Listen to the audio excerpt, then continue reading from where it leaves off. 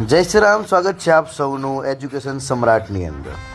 Chapter number 3 પરમાણુ અને અણુઓ 1 મિનિટ 1 થિયરીમાં પહેલાં જોવા જઈ રહ્યા છીએ આપણે મહર્ષિ કણાદની પરમાણુ અંગેની અભિધારણાઓ.